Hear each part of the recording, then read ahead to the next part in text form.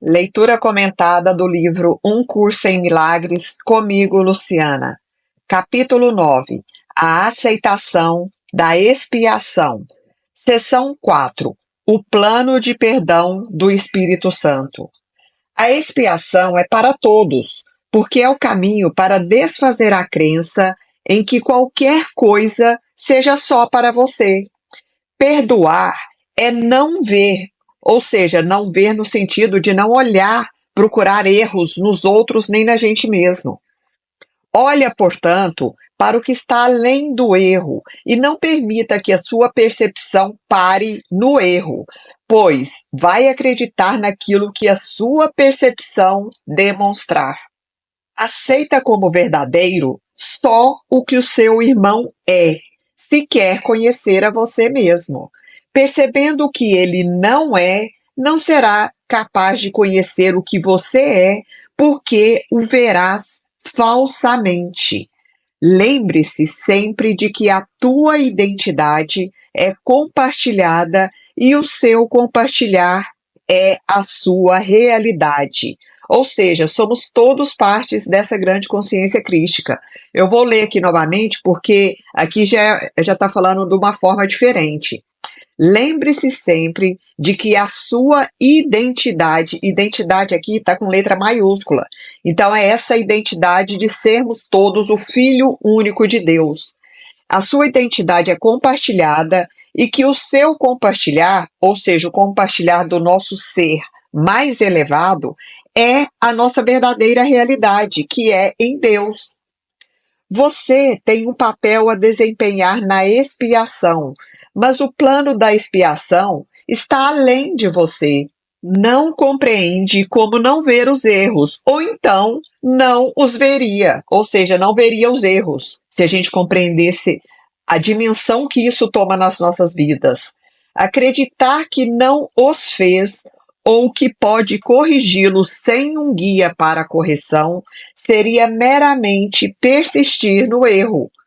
E se não segue esse guia aqui no caso com letra maiúscula, que é o Espírito Santo, essa voz que fala por Deus, seus erros não serão corrigidos se a gente não seguir essa voz. O plano não é seu, devido às tuas ideias limitadas a respeito do que você é. Está dizendo aqui que o plano, esse plano divino, não foi criado por nós. Muito pelo contrário, né? É um plano criado pelo nosso Criador. Então, isso não foi criado por nós por causa das nossas ideias que são muito limitadas a respeito daquilo que a gente mesmo é. É desse senso de limitação que surgem todos os erros. Por quê? Porque a gente se acha fraco, impotente, incapaz, a gente não acredita que a gente é essa manifestação do Cristo aqui, do Filho único, ou de Deus, né? A gente pode interpretar da maneira que for mais conveniente. O caminho para desfazer os erros, portanto, não vem de você, mas é para você. A expiação é uma lição em compartilhar, que te é dada porque você se esqueceu como fazê-la. A expiação aqui só trazendo é essa limpeza dos enganos, dos erros, né? Essa correção. Inclusive, o compartilhar que ele traz é o reconhecimento da santidade no outro e em nós mesmos. O Espírito Santo apenas te lembra do uso natural das suas capacidades, reinterpretando a capacidade de atacar em capacidade de compartilhar. Ele traduz tudo o que você fez no que Deus criou. Então, o Espírito Santo sai reconfigurando e corrigindo tudo aquilo que a gente criou equivocadamente, que está desarmônico na nossa vida, que nos causa sofrimento, desde que a gente também esteja aberto e queira realmente fazer essa transformação. Se quer realizar isso através dele aqui com letra maiúscula, é o Espírito Santo, não pode olhar para suas capacidades através dos olhos do ego, pois irá julgá-las como ele as julga. Então, a gente não pode olhar para a nossa própria capacidade através dos olhos do ego. Todo o poder que elas têm para causar dano está no julgamento do ego. toda a sua utilidade está no julgamento do Espírito Santo. O ego também tem um plano de perdão porque está pedindo um plano, embora não o esteja pedindo ao professor certo. O plano do ego, é claro, não faz sentido e não funcionará. Seguindo o seu plano, simplesmente irá se colocar em uma situação impossível para a qual o ego sempre te conduz. O plano do ego é fazer com que veja, em primeiro lugar, o erro com clareza e depois não veja mais. Mas como é possível não ver aquilo que você fez com que fosse real? É uma pergunta. Vendo-o com clareza, você fez com que fosse real e não pode deixar de vê-lo. É aqui que o ego é forçado a apelar para mistérios, insistindo que precisa aceitar o que não tem significado para te salvar. Então ele faz a gente acreditar em algo misterioso, em coisas misteriosas, em soluções misteriosas, etc. Muitos tentaram fazer isso em meu nome, se esquecendo que as minhas palavras fazem sentido perfeito porque vêm de Deus. Elas não têm tanto sentido agora como sempre tiveram, porque falam de ideias que são eternas. O perdão, que é aprendido através de mim, não usa o medo para desfazer o medo, nem faz com que o real seja irreal para depois destruí-lo.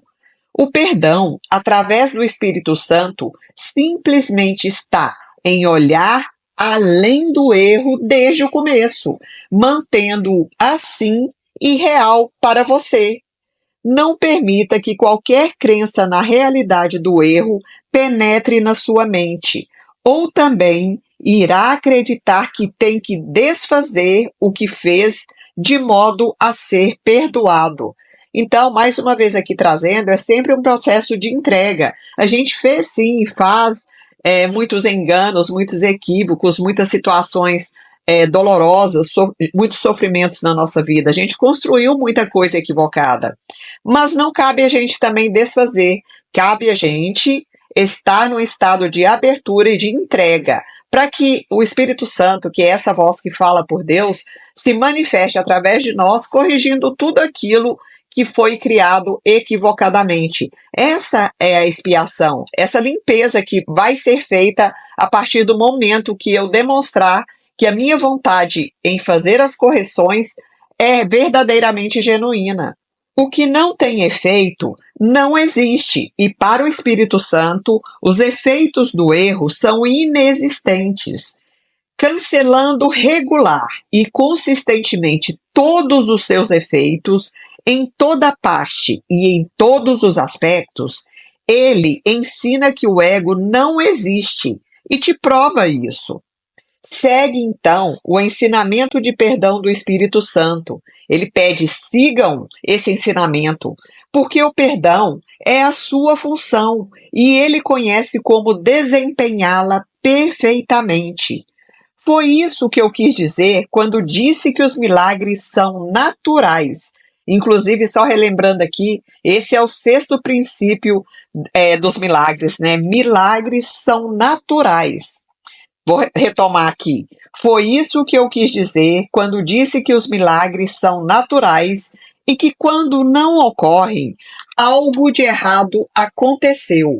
Milagres são meramente o sinal da sua disponibilidade em seguir o plano de salvação do Espírito Santo, reconhecendo que não compreende o que ele é, que a gente não compreende o que é esse plano da salvação. É a entrega novamente.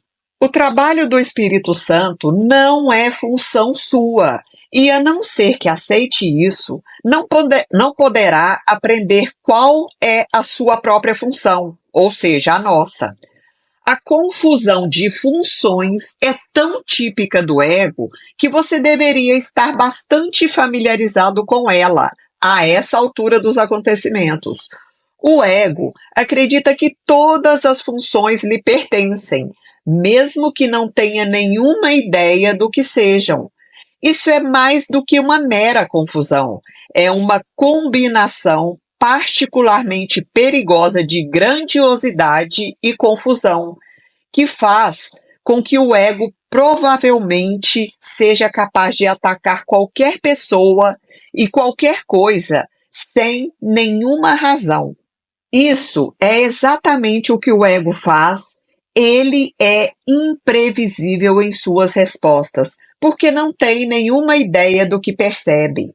Mas se você não tem a mínima ideia do que está acontecendo, como pode então reagir de maneira adequada? É uma pergunta. Poderia perguntar a si mesmo, sem levar em consideração como interpretaria a reação, se tal imprevisibilidade coloca o ego em uma posição sólida como o seu guia. Deixe-me repetir que as qualificações do ego enquanto guia são singularmente infelizes e, como professor da salvação, ele é uma escolha por demais pobre, ou seja, é uma escolha fraca. Qualquer um que escolha um guia totalmente insano tem que ser ele próprio totalmente insano. E nem é verdadeiro que você não reconheça que o guia é insano. Então, ele está trazendo aqui que no nosso íntimo, na nossa essência, nós reconhecemos que as ações, os comportamentos que o ego nos induz como um guia são insanas. Reconhece porque eu reconheço e você o julgou pelos mesmos padrões que eu. O ego literalmente vive tomado de tempo de empréstimo e seus dias estão contados.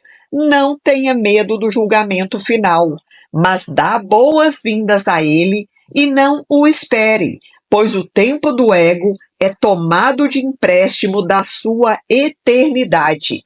O que ele está trazendo aqui? Que o ego, ele vai durar um período da nossa vida aqui, da nossa existência, mas é um tempo de empréstimo, é um tempo muito pequeno, até que a gente realmente resolva acordar, resolva, através da vontade, fazer as transformações que a gente precisa. E por isso ele pede que a gente não tenha medo do julgamento final, que o ego faz com que a gente pense que é um momento crucial assim e que a gente vai ser eliminado com o julgamento final. Não, gente, não é isso que ele explica aqui em Um Curso em Milagres. A gente tem que se abrir mais e confiar, porque nós somos a expressão dessa criação divina. E olha que lindo isso daqui. Essa é a segunda vinda, a tão famosa segunda vinda de Cristo. É o nosso redespertar, é o acordar, é quando o ego não estiver mais dominando a cada um de nós. Essa é a segunda vinda. Não, vou ter que voltar aqui no comecinho. Não tenha medo do julgamento final, mas dá boas-vindas a ele e não o espere, pois o tempo do ego é tomado de empréstimo da sua eternidade, da nossa. Essa é a segunda vinda que foi feita para você, assim como a primeira vinda foi criada, que foi quando realmente o Cristo veio, né? A segunda vinda é meramente o retorno do sentido, da verdadeira realidade de quem somos, da manifestação dessa consciência crística a partir de nós. E ele traz uma pergunta: é possível que isso seja amedrontador? Gente, é esse o juízo final. O juízo final é do ego. É a gente mesmo colocar o ego contra a parede, é deixar de dar poder a ele, de deixar de acreditar na existência dele. Porque a gente vai alimentando e fortalecendo esse ego, porque a gente acredita que ele é real. E ele é um complexo enorme de ilusões. O que pode ser amedrontador, além de fantasias, e quem se volta para fantasias, a não ser aquele que se desespera por não achar satisfação na realidade? Outra pergunta. Entretanto, é certo que nunca irá achar a satisfação em fantasias, de modo que a sua única esperança é mudar a sua mente sobre a realidade. Sobre, no caso aqui, a verdadeira realidade, não esse mundo ilusório. Só se a decisão de que a realidade é amedrontadora estiver errada, é que Deus pode estar certo. Então, olha que profundo. Deus só vai estar certo no nosso entendimento, no entendimento pessoal de cada um, se essa decisão de que a realidade é amedrontadora estiver realmente errada, porque a realidade não é amedrontadora, é uma outra ilusão, é uma crença.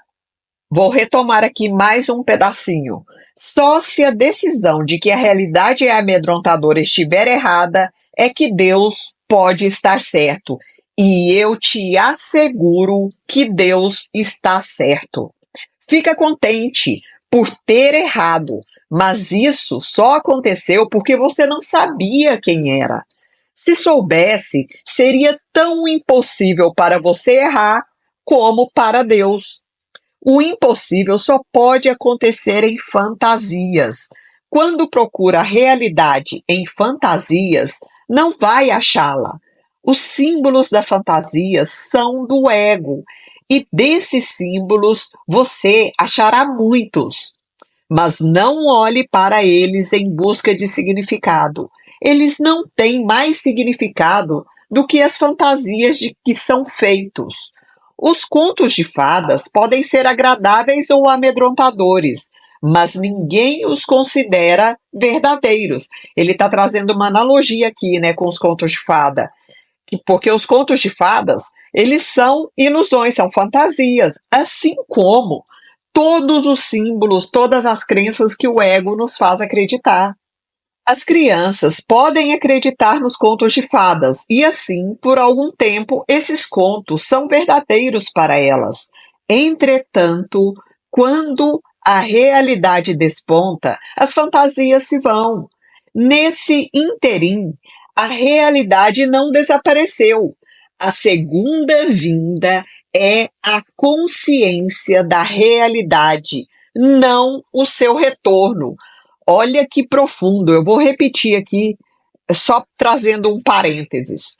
A segunda vinda é a consciência da realidade e não o seu retorno. Ou seja, é relembrar a verdadeira realidade, porque intrinsecamente, no interior de cada um de nós já sabemos que isso aqui tudo parece muito confuso. Esse mundo que a gente vive é muito engano, é muito sofrimento.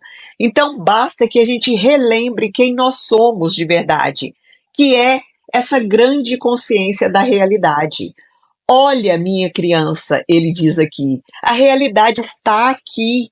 Ela pertence a você e a mim e a Deus, e é perfeitamente satisfatória para todos nós. Só essa consciência cura, porque é a consciência da verdade. É muito lindo, gente. Fim da leitura do livro-texto.